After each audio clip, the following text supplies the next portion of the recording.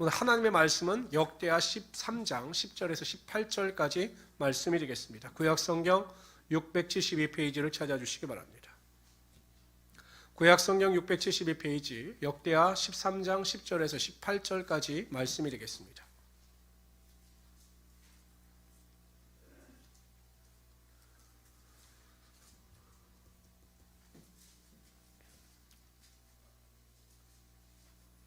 구약성경 672페이지입니다. 오늘 본문에 나오는 그 남유다의 왕이 아비야입니다. 아비야. 우리는 아비야에 대해서 많이 익숙하고 많이 들어본 이름은 아니에요. 그러나 이스라엘 민족의 2대 왕입니다. 그 아비야에 대한 이야기입니다. 이걸 잘 기억하시고 우리 한 절씩 교독합니다. 제가 10절 읽겠습니다. 우리에게는 여호와께서 우리 하나님이 되시니 우리가 그를 배반하지 아니하였고 여호와를 섬기는 제사장들이 있으니 아론의 자손이요 또 레위 사람들의 수종들어 매일 아침 저녁으로 여호와 앞에 번제를 드리며 분향하며 또 깨끗한 상에 진설병을 놓고 또 금 등 잔대가 있어 그 등에 저녁마다 불을 켜나니 우리는 우리 하나님 여호와의 계명을 지키나 너희는 그를 배반하였느니라. 하나님이 우리와 함께 하사 우리의 머리가 되시고 그의 제사장들도 우리와 함께하여 전쟁의 나팔을 불어 너희를 공격하느니라. 이스라엘 자손들아 너희 조상들의 하나님 여호와 싸우지 말라. 너희가 형통하지 못하리라. 여로보암이 유다의 뒤를 둘러 복병하였으므로 그 앞에는 이스라엘 사람들이 있고 그 뒤에는 복병이 있는지라. 유다 사람이 뒤를 돌아보고 자기 앞뒤에 적병으로 말미암아 여호와께 부르짖고 제사장들은 나팔을 부니라. 유다 사람이 소리 지르매 유다 사람이 소리 지를 때 하나님이 여로보암과 온 이스라엘을 아비야와 유다 앞에 치시니 이스라엘 자손이 유다 앞에서 도망하는지라. 하나님이 그들의 손에 넘기셨으므로 아비야와 그의 백성에 크게 무찌르니 이스라엘이 택한 병사들이 도금을 당하고 엎드린 자들이 50만 명이었더라. 우리 18절에 같이 읽읍시다. 시작. 그때 이스라엘 자손이 항복하고 유다 자손이 이겼으니 이는 그들이 그들의 조상들의 하나님 여호와를 의지하였음이라. 아멘. 저는 오늘 읽었던 역대하 13장 10절에서 18절까지 말씀을 가지고 신앙의 승리 법칙 이와 같은 제목으로 하나님 말씀을 전가하도록 하겠습니다. 혹시 이 사람이 누군지 아십니까, 여러분? 하경영진 아시죠? 알죠. 예. 물어보지 않겠습니다. 누굴까요? 혹시 아놀드 슈와제네거라고 들어보셨나요? 이분이 나온 그 영화 중에서 저도 감명 깊게 봤던 영화가 터미네이터 시리즈입니다. 굉장히 세계적인 배우죠. 후에 이 아놀드 슈와제네거는 캘리포니아 주지사에 출마해서 당선이 되기도 하고 또한 화려하게 정치 생활을 영위하기도 했습니다. 근데 겉으로 보기에는 이 아놀드 슈와제네거의 삶이 화려해 보이죠. 그러나 이 아놀드 슈와제네거도 유년 시절에 불행한 삶을 살았습니다. 아버지가 알코올 중독자였어요. 알코올 중독자. 그럼 여러분 얼마나 가정이 피폐했겠습니까? 그 어머니도 엄청 고생을 했죠. 근데 이 아놀드 슈와제네거는 형제, 본인을 포함해서 형이 한 명 있었습니다. 근데 형은 매일 아버지를 증오했어요. 내가 아버지와 같은 삶을 살지 않겠다. 그런데 이 형은 아버지와 똑같은 삶을 살아갑니다. 알코올 중독자가 되고 조직폭력배에 못담았습니다. 그리고 그렇게 살다가 교통사고로 생을 마감합니다. 근데 슈와제네거는 결심을 합니다. 나는 아버지나 형같이 살지 않겠다. 그래서 오스트리아를 떠납니다. 20세가 될 때. 단돈 $20를 들고 오스트레일리아를 떠나요. 그리고 미국에 정착합니다. 악착같이 일을 했습니다. 하루에 8시간씩 아르바이트를 했습니다.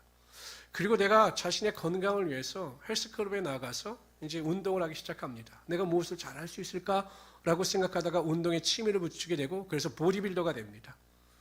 자신의 체급에서 7연속 세계 챔피언이 되죠. 이게 기네스북에 오를 정도로 굉장한 기록입니다. 이것을 계기로 해서 이 아놀드는 영화 배우가 되고 영화 배우로서 큰 성공을 거두고 정치가로서도 큰 성공을 거두게 되었던 것입니다. 그는 불행한 유년 시절을 보냈습니다. 그에게는 내일에 대한 기대와 소망도 없었습니다. 그러나 그 형과는 다르게 그는 인생의 승리의 법칙이 무엇인가를 깨닫고 그 일에 매진했을 때 인생의 성공의 열매를 거둘 수가 있었던 것입니다. 각 분야에서 성공한 사람들, 각 분야에서 나름대로 자신이 원하는 일을 성취한 사람들은 일반 사람들과 똑같은 삶을 살았던 사람들이 아닙니다. 그러니까 평범한 삶을 살았던 사람들은 평범한 인생을 살아요. 그러나 자신의 삶의 성공과 승리의 법칙과 그 길을 깨닫고 그 길을 걸어갔던 사람들은 인생의 성공을 맛보고 인생의 성취를 맛보게 되더라는 것입니다. 신앙도 마찬가지예요. 제가 수많은 성도들을 만나보면 크게 두 부류로 갈립니다. 어떤 성도들은 정말 저를 감동시킬 정도로 매일 믿음의 진보와 발전이 나타납니다. 그 입술을 통해서 듣는 그 이야기를 들을 때마다 그가 만나는 하나님에 대해서, 그가 체험한 하나님의 능력에 대해서 말할 때마다 저도 큰 감동을 받습니다. 신앙이 바른 길, 또한 신앙이 승리의 길을 걸어가는 성도들이 있습니다. 반대로 어떤 성도들은 매일매일 변하지가 않습니다. 그의 삶에 하나님에 대한 은혜도 없고, 하나님에 대한 능력도 없고, 하나님에 대한 기쁨도 없고, 하나님에 대한 소망도 없습니다. 차이점이 무엇일까? 그것도 분명합니다. 신앙의 승리 법칙을 깨닫고 살아가느냐, 그렇지 못하느냐에 따라서 그들의 신앙이 결정되어진다는 것입니다. 오늘 본문에 나오는 사람, 왕은, 유대의 왕은 아비야입니다. 우리가 잠깐 역사를 살펴보면 이스라엘 민족이 솔로몬의 범죄로 말미암아 두 국가로 갈리우게 됩니다. 유다와 베냐민 지파 두 지파를 중심으로 남유다가 탄생했고, 나머지 10지파를 중심으로 북이스라엘이 탄생을 했습니다. 남유다의 초대 왕은 르호보암 왕이고, 북이스라엘의 초대 왕은 여호보암 왕입니다. 여러분, 이게 좋은 관계로 깨어진 것이 아니기 때문에 항상 두 국가 간에는 충돌과 전쟁이 있었습니다. 그러니까 르호보암의 뒤를 이어서 아비야가 2대 왕이 되죠. 그리고 여로보암과 지금 오늘 본문에서 전쟁을 시작합니다. 근데 문제는 무엇이냐면, 우리가 읽지 않았지만 13장 3절에 보면 남유다와 북이스라엘의 군사력의 차이에 대해서 비교를 하는데, 남유다는 군사가 40만 명이었습니다. 그리고 북이스라엘은 80만 명이었습니다. 그럼 여러분, 우리의 상식으로 한번 생각해 보십시오. 누가 승리할까요? 40만 명의 병력을 수여한 남유다가 승리할 수 있겠습니까? 80명의 군사력을 수여한 북이스라엘이 승리할 수 있겠습니까? 우리의 상식으로 어디가 승리합니까? 북이스라엘이죠. 갑절의 군사력을 가지고 있는 북이스라엘이 승리하는 것은 당연한 일이었습니다. 그러나 하나님께서는 아비야의 손을 들어주시고 아비야가 큰 승리를 거두게 됩니다. 인간적인 눈으로 볼 때는 아비야가 승리할 수가 없어요. 여러분, 지금처럼 무기가 현대화되고 무기가 고급화되었을 땐 무기의 성능이 전쟁의 승패를 좌우하지만, 그 당시엔 변변한 무기가 없었기 때문에 인적 자원인 이 군사력이 승리를 좌우했습니다. 근데 80명이면 40명하고의 싸움에서 상대가 되지 않는 것이죠. 그러나 40만의 남유다가 승리했던 것은 이 아비야라고 하는 왕이 믿음의 승리의 법칙을 가지고 자신의 삶에 적용했기 때문입니다. 저는 우리 모든 성도님들이 이 세상을 살아가면서 믿음 안에서 항상 승리를 거두며 살아가기를 원합니다. 그래서 저는 오늘 시간 어떻게 하면 우리가 일상생활 가운데 믿음 안에서 승리하고 승리의 능력을 맛보며 살아갈 것인가에 대하여 살펴보고 함께 은혜를 나누고자 합니다. 첫 번째로 삶 가운데 승리하기 위해서 필요한 신앙의 승리 법칙은 결국 예배의 회복과 예배의 능력을 맛보는 것입니다. 우리 10절 11절 다시 한번 읽어볼까요? 10절 11절. 오늘은 좀 재미있게 읽어봅시다. 10절은 우리 여성분들이, 11절은 남성분들이 읽도록 하죠. 10절 읽습니다. 시작.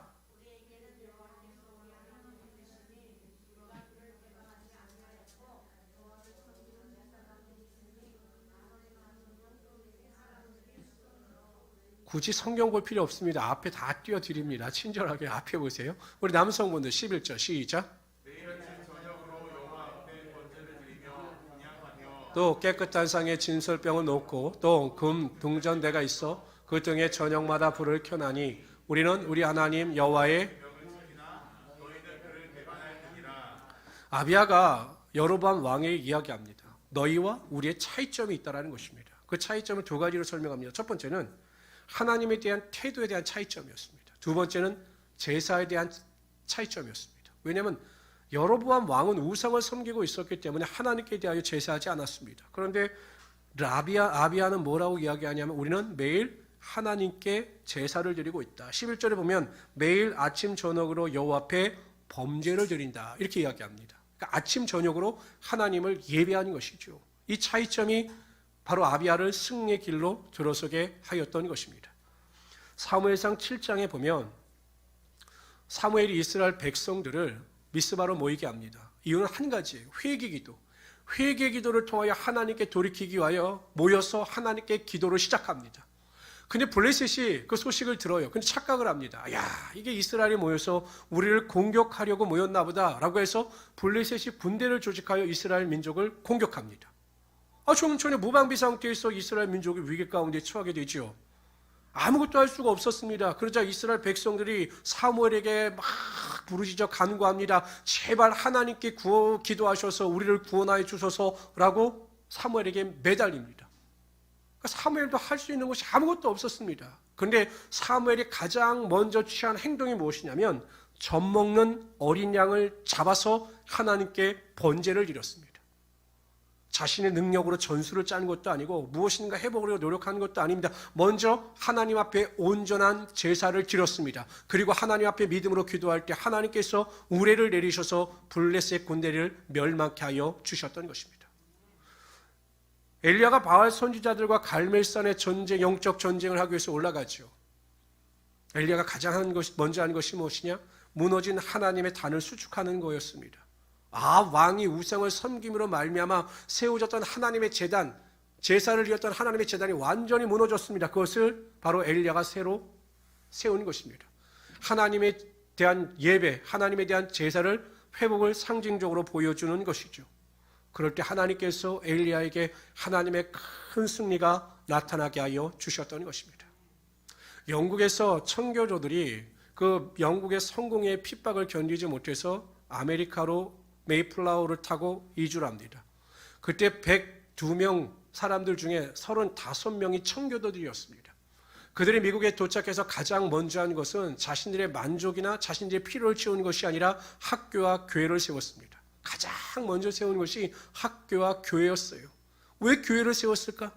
하나님을 자유롭게 예배하고 예배의 은혜를 하나님께 돌리기 위하여 그들이 교회를 세운 것입니다. 그리고 그들이 믿음 안에서 온전한 예배자로 하나님 앞에 나아갔을 때 하나님께서 그 땅을 축복의 땅으로 변화시켜 주셨던 거죠. 생각해 보십시오. 한국은 매일 자랑하는 것이 무엇입니까? 지금은 시간이 많이 지났지만 저희가 학교 다닐 때만 반만년의 역사를 가진 민족이다. 매일 그 역사의 유구성에 대해서 강조를 했습니다. 미국은 500년도 되지 않는 민족입니다. 그런데 그 민족이 세계 최고의 강국이 되었습니다. 하나님께서 그들을 도우시지 않으셨다면 그러한 일은 벌어지지도 않았을 것입니다. 청교도들이 예배의 뿌리 위에 그 민족을 세웠을 때 하나님께서 그 국가를 축복하시고 세계 최고의 강국이 되게 하여 주셨던 거죠.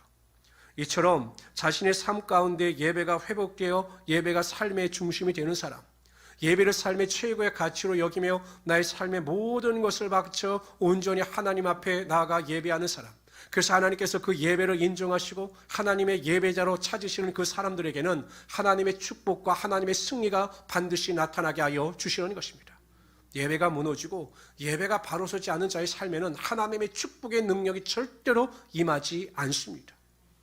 가정을 보십시오.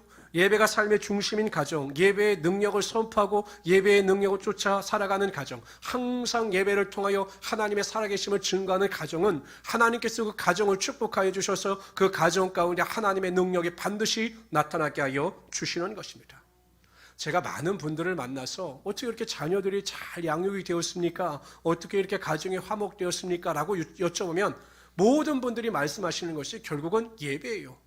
우리는 가정 예배를 계속해서 드렸고 이 가정 예배를 통해서 하나님께 영광을 돌렸을 때 하나님께서 우리의 가정을 축복하시고 우리 가정 가운데 하나님의 은혜와 능력이 나타나게 하여 주셨습니다 라고 간증하는 분들을 제가 대부분 만났습니다. 요즘에 매스컴에 보면 가나안 성도라고 하는 말을 많이 합니다. 여러분이 가나안이라고 하는 것이 이스라엘 민족이 축복받은 땅이에요. 그런데 이 가나안 성도라고 하는 말이 무엇이냐면 교회 안 나가를 거꾸로 하니까 가나안이죠. 그래서 가나안 성도라고 불리는 것입니다. 이렇게 이야기를 합니다. 가나안 성도들은 하나님을 믿으나 교회의 시험에 들어 교회 나가지 않는 사람들이 가나안 성도들이다. 이렇게 매스컴에서 이야기합니다. 성도 아닙니다, 여러분. 성도 아니에요. 여러분 교회 나가지 않고 교회 나가서 예배하지 않는 성도가 무슨 가나안 성도라고 말할 수 있겠습니까? 아무리 교회로 인하여 시험을 들고 교회에 대한 어려움을 당한다 할지라도 하나님의 예배함은 하나님과 나와의 관계지 하나님과 교회의 관계, 하나님과 교회와 나와의 관계가 아니에요. 근데 그것을 가나안 성도라고 해서 모든 것이 교회에 문제가 있는 것처럼 오도하는 것은 절대 올바른 길이 아닙니다. 성도 여러분 기억하세요. 예수 그리스도의 십자가 보혈의 은혜와 능력으로 구원을 받아 하나님의 자녀가 된 성도들은 하나님께 대하여 올바른 예배를 드리지 않고는 살아갈 수 없는 영혼들이에요. 영혼이 살아있는 자들은 하나님을 예배하지 아니하고 하나님을 찬양하지 아니하고 성전에 나와 하나님께 영광을 돌리지 아니하면 그 영혼이 궁핍하여 살아갈 수가 없는 자들입니다. 이것이 구원받은 성도들의 올바른 자세예요. 그런데 무슨 성도라고 하면서 교회 시험이 들어 교회 나가지 않는 사람들의 숫자가 20%라 제가 보기에는 성도가 아닙니다. 지금 이 시대처럼 예배를 통한 우리의 믿음이 도전을 받았던 시대가 없었어요. 아주 좋은 기회라고 생각합니다. 누가 알곡인지 누가 가라지인지 누가 쭉정인지 모르는 이 시대 가운데 하나님은 예배를 통해서 이 시대에 올바른 성도가 누구인가를 분명히 보여주셨습니다. 그런데 여러분 2000년 전에 분명히 예언하셨어요. 히브리서에 보면 모이기를 패하는 어떤 자들의 습관과 같이 하지 말고 오직 그날이 가까움을 볼수록 더욱 그리하라 이렇게 말씀하셨습니다. 마지막 때가 되면 성도들은 예배의 가치를 망각하고 예배 나오지 않는다는 것이에요. 예배를 중요하게 여기지 않는다는 것입니다. 예배를 생명처럼 존귀하게 여기지 않는다는 것입니다. 그런 여러분 하나님의 권세와 하나님의 축복과 하나님의 승리가 우리의 삶 가운데 임하겠습니까? 임하지 않아요. 여러분 사무엘에 보면 엘리 제사장의 두 아들 홈리와 비느하스가 하나님의 제사를 경홀히 여겼습니다. 그때 하나님께서 그들을 향해서 뭐라고 말씀하셨느냐? 나를 멸시하는 자를 내가 경멸하고 나를 존귀 여기는 자를 나도 존귀 여긴다라고 말씀하셨습니다. 예배에 대하여 어떠한 태도를 취하느냐에 따라 우리에 대한 하나님의 평가가 달라진다는 것입니다. 저는 우리 모든 성도님들이 정말 예배를 삶의 가장 중요한 가치, 생명의 가치로 여기셔서 예배하는 일에 최선을 다함으로 하나님께 큰 영광을 돌리며 나가시는 하나님의 귀한 성도들이 되시기를 주님의 이름으로 축원합니다. 두 번째로요, 삶 가운데 우리가 승리하기 위해서 필요한 신앙의 승리 법칙은 항상 하나님께서 나와 함께 하심을 믿어야 합니다. 12절에 보면 아비야가 이렇게 이야기합니다. 하나님이 우리와 함께 하사 우리의 머리가 되신다라고 고백하고 있습니다. 군사력 면에서 보면 북이스라엘이 월등했어요. 그러니까 여러분 아비야는 그 군사력만을 보고 판단할 때는 승리할 수 있는 근거가 전혀 없음을 알았을 것입니다. 그럼 위축되고 불안해하는 것이 당연하죠. 그런데 그는 고백합니다. 담대히 선포합니다. 하나님께서 우리와 함께 하시고 하나님께서 우리의 머리가 되심으로 우리는 이 전쟁에서 반드시 승리한다. 우리가 이길 것이다 라고 선포합니다. 그럴 때 하나님께서 그 믿음대로 되는 역사가 나타나게 하여 주셨습니다. 사울 왕 때 이스라엘 백성이 블레셋과 전쟁을 합니다. 그런데 싸움을 도두는 자가 있었어요. 아마 지금의 전쟁처럼 모든 군사력에 한꺼번에 맞서서 전쟁을 하는 것이 아니라 아마 1대1로 장수들끼리 싸움을 하고 그 뒤에 전체적으로 싸움을 했던 것으로 보입니다. 그런데 이스라엘 백성들 중에서는 그 골리앗을 상대할 만한 사람이 없었습니다. 왜냐하면 키가 1m, 2m 80이죠. 사용하는 무기도 대단하죠. 그리고 지금까지 골리앗은 1대1로 싸워서 져본 적이 없는 사람입니다. 그 용맹함과 능력이 널리 퍼져 있었기 때문에 이스라엘 백성들은 감히 골리앗을 맞서 싸울 생각을 못했습니다. 그런데 다윗이 형들의 안부를 물으려고 갔다가 그 골리앗의 행태를 봅니다. 하나님을 조롱하고 하나님의 백성을 멸시하는 그 골리앗을 봅니다. 그리고 분노가 치밀어 올랐습니다. 그래서 사울왕에게 얘기합니다. 내가 나가서 싸우겠습니다. 사울왕은 말려요. 왜냐하면 사울왕도 나름대로 키가 큰 사람이고 체격이 좋은 사람인데 다윗에게 입혀봤더니 갑옷도 맞지 않고 칼도 질질 끌리는 겁니다. 근데 여러분 다윗이 무기가 무엇입니까? 돌이에요. 돌멩이 하나, 물맷돌 가지고 나가는 겁니다. 근데 여러분 다윗이 골리앗을 향해서 선포하는 것을 보십시오. 이스라엘 백성들은 감히 상상치 못했던 믿음의 고백을 드리고 있습니다.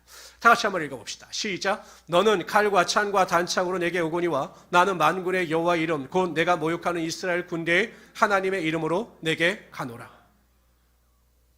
골리앗에게 뭐라고 이야기합니까? 너는 네가 의지하는 칼과 창과 단창으로 내게 오지만 나는 만군의 여호와 하나님의 이름, 나와 함께 하시는 하나님의 이름으로 내게 간다라고 선포하며 나갈 때 하나님께서 다윗과 함께하여 주심으로 전혀 이길 수 없었던 상대였던 골리앗을 물리치고 다윗에게 큰 승리를 안겨주었던 것입니다. 우리 인생의 문제가 무엇입니까? 골리앗처럼 살기 때문에 문제예요. 내가 가지고 있는 칼과 창과 단창을 가지고 이 세상을 살려고 하기 때문에 여러분 힘이 든 거예요. 내 지혜에도 한계가 있죠. 내 능력에도 한계가 있죠. 내 성격에도 한계가 있어요. 근데 이것을 가지고 살려고 하니 여러분 인생에 얼마나 힘이 듭니까? 다윗처럼 하나님께서 나와 함께 하심을 믿고 하나님만을 바라보고 하나님의 동행하심을 선포하며 나가게 되면 하나님께서 반드시 여러분의 삶 가운데 하나님의 권세와 하나님의 능력, 하나님의 승리가 나타나게 하여 주시는 것입니다. 근데 여러분 참 안타까운 사실이 있어요. 무엇이냐면 예수님께서 승천하시기 전에 제자들에게 뭐라고 약속을 하셨습니까? 분명히 약속한 것이 무엇이냐면 세상 끝날까지 내가 너희와 항상 함께 있을 것이다 라고 약속하셨어요. 그리고 보혜사 성령을 부어주셨죠. 보내주셨죠. 그래서 성령이 항상 우리와 함께 하시고 하나님의 도우심의 손길이 우리와 함께 하시는 것입니다. 이사야서 41장 10절에 말씀하셨습니다. 두려워 말라 내가 너와 함께함이라 놀라지 말라 나는 내 하나님이 됨이라. 내가 너를 굳세게 하리라. 참으로 너를 도와주리라. 참으로 나의 오른손으로 너를 붙들리라. 이렇게 하나님은 지금도 우리를 붙들고 계시고 우리와 함께 하시고 우리를 도우시려고 준비하고 계셔요. 근데 문제는 우리가 그것을 인식하지 못하고 믿지 못하기 때문에 하나님의 능력이 나를 통해서 흘러 넘치지 않는다라는 것입니다. 아람 군대가 엘리사를 공격하기 위해서 엘리사가 머물고 있는 도단성을 둘러쌉니다. 그 사환이 그것을 보고 탄식하죠. 우리는 죽게 되었습니다 라고 탄식합니다. 그때 엘리사가 이렇게 이야기합니다. 우리와 함께한 자가 그들과 함께한 자보다 많다. 그리고 하나님께 기도합니다. 눈을 열어서 보게 하옵소서. 그때 이 사안의 눈이 열려요. 육체의 눈이 열립니다. 육시의 눈이 열립니다. 그리고 영의 눈이 뜨게 됩니다. 그러니까 그 불말과 불병거가 엘리사와 함께한 것을 보게 되었던 것입니다. 결국 여러분 우리가 육신에 속한 자가 되어 있으면 여전히 구원을 받았지만 육신의 정욕과 안목의 정욕과 이생의 자랑을 쫓아 살아가게 되면 육이 영을 지배하기 때문에 하나님께서 우리와 함께 여전히 함께하여 주심에도 불구하고 하나님의 동행하심을 믿지 못하고 바라보지 못한다는 것입니다. 항상 하나님 우리 곁에 계셔요. 우리를 도와주십니다. 우리와 동행하여 주시고 계셔요. 근데 내가 육신에 속해 있기 때문에 그 하나님의 동행하심을 믿지 못한다는 것입니다. 근데 성령 충만하고 믿음 생활 가운데 매진해 나가게 되면 육은 죽고 영은 살아나기 때문에 우리가 하나님께서 나와 동행하심을 믿고 어떠한 상황 가운데 있다 할지라도 감사하고 하나님께만 영광을 돌리며 살아갈 때 하나님께서 그의 삶에 하나님의 승리와 하나님의 능력이 나타나게 하여 주신다는 것입니다. 왜 우리가 원망하고 불평합니까? 왜 낙심하고 절망합니까? 왜 두려워합니까?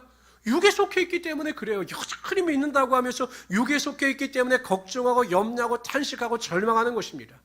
성령 충만하여서 우리가 영에 속한 자, 영의 능력을 가지고 살아가는 자가 되면 하나님께서 나와 함께 하심을 믿고 무슨 일이든지 하나님의 영광을 쫓아 살며 하나님의 승리가 우리의 삶 가운데 분명히 나타나게 하여 주신다는 것입니다.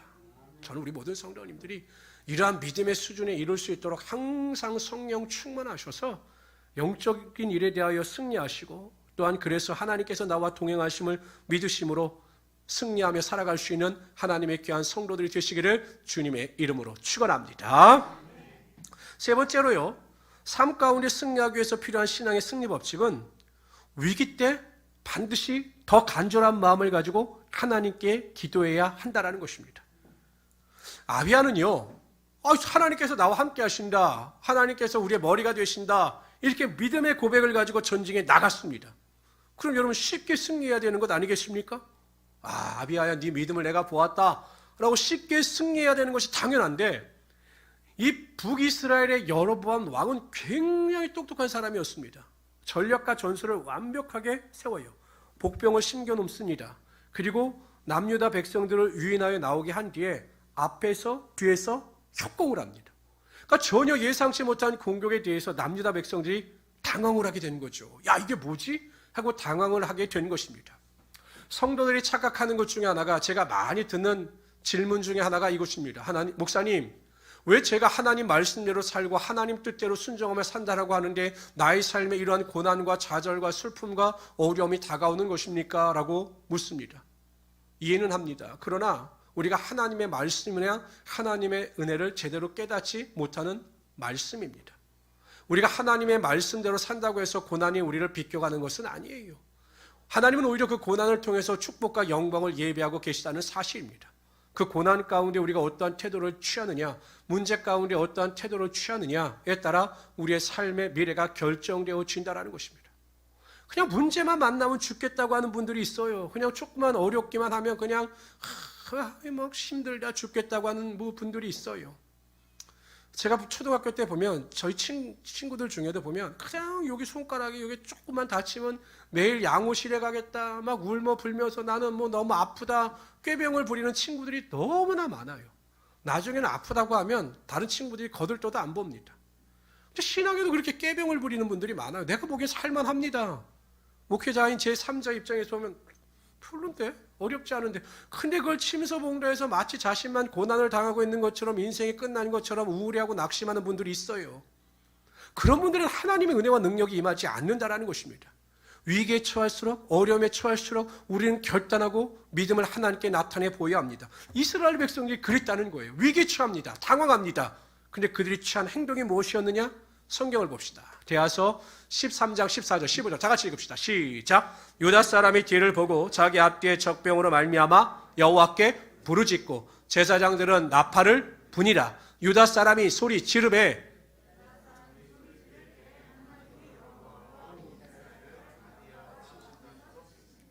우리 성도님들은 독특한 게 있어요. 여성도님들 잘 모르시겠지만 제가 막 찬양을 부르다가 찬양을 안 부를 때가 있죠.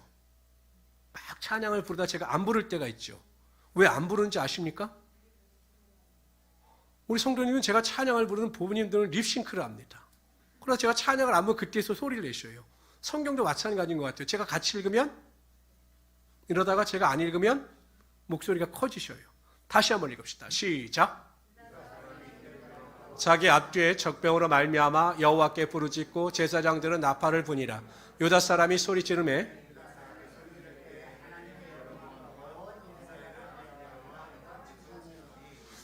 여호와께 부르짖었고 유다 사람이 소리를 질렀습니다. 이 말은 무엇입니까? 간절히 하나님께 기도했다라는 것입니다. 하나님 앞에 간절히 기도할 때 위기 가운데 하나님 앞에 간절히 부르짖을 때 하나님께서 그들의 기도를 들으시고 그들에게 승리가 나타나게 하여 주셨던 것입니다. 이처럼 간절한 기도는 상황을 역전시키는 하나님의 능력이 나타나게 되어 있습니다. 아무리 삶이 힘들고 어렵고 위기에 처해 있다 할지라도 간절한 마음을 가지고 하나님 앞에 모든 것을 맡기며 간절한 마음을 가지고 부르짖을 때 하나님께서 응답하여 주시고 하나님의 능력이 나타나게 하여 주시는 것입니다. 이사야서 58장 9절에 하나님께서는 이렇게 말씀하십니다. 내가 부를 때에는 나 여호와가 응답하겠고 내가 부르짖을 때에는 말하기를 내가 여기 있다 하리라. 하나님은 절대로 우리의 부르짖는 기도를 외면하지 않으십니다. 부르짖을 때 응답하시고 부르짖을 때 내가 여기 있다, 내가 너를 도울 것이다 라고 응답하여 주심으로 우리의 삶의 모든 문제가 변하여 능력이 되게 하여 주시는 것입니다. 하만이라고 하는 악한 자로 인해서 이 하만이 원래 아말렉 족속입니다. 아각이라고 하는 것이 아말렉 족속이에요. 이 아말렉 족속은 그 이스라엘 역사에 보면 이스라엘 민족을 엄청 괴롭혔습니다. 또 하만이 그 유다 사람인 모르드게가 자신에게 절하지 않는다, 인사하지 않는다고 해서 그와 그한 모든 민족을 멸하려고 하였습니다. 그래서 이스라엘 민족이 위기 가운데 처하게 되죠. 모르드게가 에스더에게 나가 이야기합니다. 네가 왕위에 오른 것은 하나님께서 이때를 예비함이니 너는 왕에게 나아가 왕에게 궁휼함을 구하라. 그런데 문제는 그 당시만 해도 왕이 왕비를 부르지 아니하면 나갈 수가 없습니다. 왕후 마음대로 나갔다가는 그대로 죽임을 당하는 것입니다. 그래서 할 수 있는 방법이 기도밖에 없었습니다. 그래서 에스더와 이스라엘 백성들은 하나님 앞에 금식하며 간절히 기도합니다. 그랬더니 하나님께서 그 간절한 기도를 들으시고 상황을 역전시켜 주셔서 오히려 하만이 그가 모르드게를 죽이려고 했던 그 막대기에 매달려 주는 하나님의 역사가 나타나게 하여 주셨던 것입니다. 성도 여러분, 간절함 가운데 모든 은혜와 능력이 반드시 나타나게 되어 있어요. 힘이 드십니까? 기도하십시오. 마음이 우울하십니까? 더 간절히 간구하십시오. 여러 가지 질병의 고통을 인하여 낙심이 되십니까? 더욱 간절한 마음을 가지고 기도하십시오. 입으로 사는 자가 아니라 기도로 사는 여러분들이 되시기를 바랍니다. 간절함 가운데 하나님의 역사는 반드시 나타납니다. 성경도 그렇게 말씀하셨고 저는 간절히 기도할 때마다 응답하시는 하나님의 능력을 무수히 체험하였기 때문에 여러분들에게 이러한 말씀을 드리는 것입니다. 근데 한편으로 그런 생각이 들어요. 제가 목회를 하다 보면요, 정말 제가 정말 죽을 것 같은 고통이 다가오고 마음에 무거운 짐이 생기게 되면 그냥 자연스럽게 하나님 앞에 나와 부르짖어 기도할 수밖에 없어요. 정말 내가 아무것도 할 수 없고 이대로 있으면 세상 말로 내가 정말 미칠 것 같은 상황이 되면 그냥 하나님 앞에 나와 하나님 살려주십시오 라고 간절히 기도합니다. 그러니까 죽게 생겼으면 기도하는 것이 당연합니다. 근데 입술로는 죽을 것만 같아요, 너무 힘들어요, 앞이 보이지 않아요, 여러 가지 문제가 있어요 라고 하면서 기도하지 않는 성도들은 제가 내린 결론은 그래도 살만하구나, 그래도 살만하구나. 죽을 것 같으면 기도하지 않고는 견딜 수가 없는 겁니다.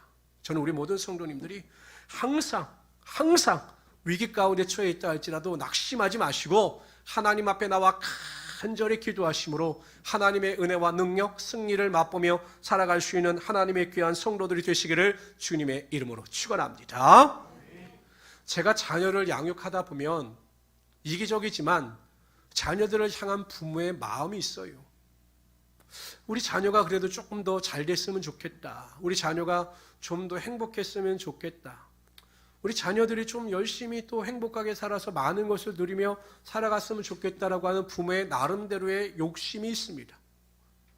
저와 여러분을 바라보는 하나님의 마음도 마찬가지예요. 신명기에 보면 하나님께서는 이렇게 말씀하십니다. 다 같이 읽어봅시다. 시작. 여호와께서 너로 머리가 되고 꼬리가 되지 않게 하시며 위에만 있고 아래에 있지 않게 하시리니 오직 너는 내가 오늘날 내게 명하는 내 하나님 여호와의 명령을 듣고 지켜 행하라. 하나님의 마음이 어떤 마음입니까? 우리가 머리가 되고 꼬리가 되지 않기를 원하시며 위에만 있고 아래에 있지 않기를 원하시는 하나님이 되신다라는 것입니다. 신명기 28장 1절에서 7절 이하에 보면 내가 여호와의 말씀을 삼가 듣고 내가 오늘날 내게 명령한 이 모든 명령을 지켜 행하면 내가 너를 세계 모든 민족 위에 뛰어나게 하실 것이다 라고 말씀하셨습니다. 하나님께서는 반드시 우리를 높여주시고 하나님의 영광과 하나님의 능력이 우리의 삶 가운데 임하게 하여 주신다는 것입니다.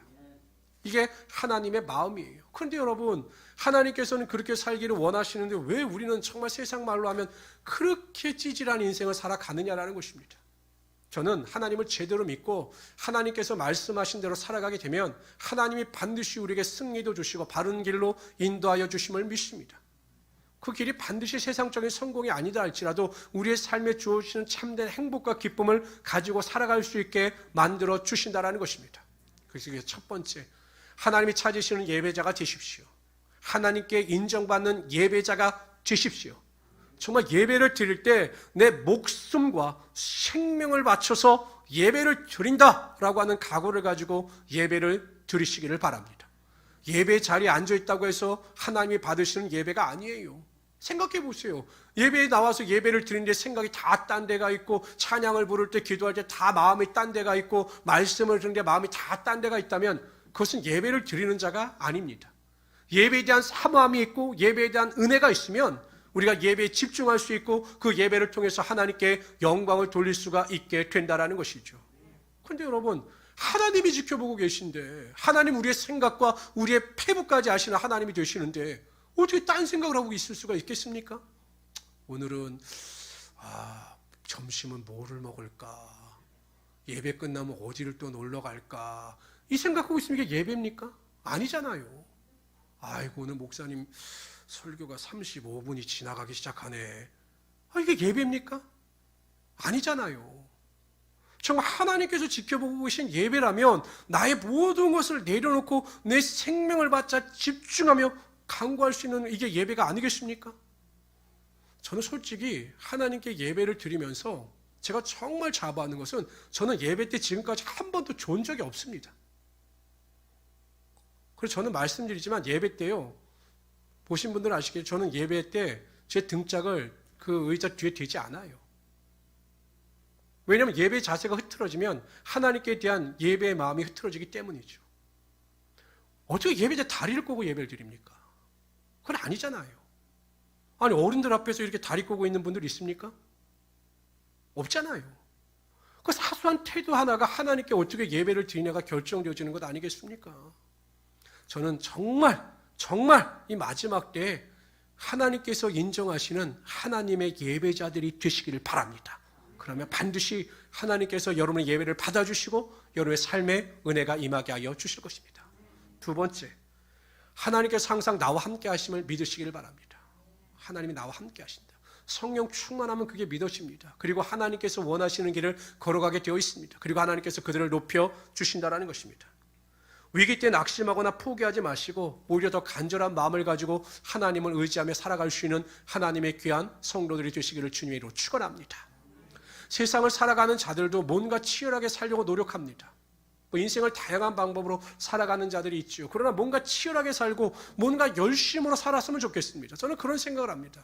인생을 살아가는데 좀 열심과 최선을 다해서 살아갔으면 좋겠다. 어차피 하나님께서 우리에게 한번 주신 기회에 정말 하나님의 영광을 위하여 이 세상을 믿음 안에서 치열하게 살아갔으면 좋겠다. 내가 믿음으로 살아가면서 하나님의 좀 영광을 드러냈으면 좋겠다. 이런 생각을 합니다. 근데 우리가 그렇지 못해요.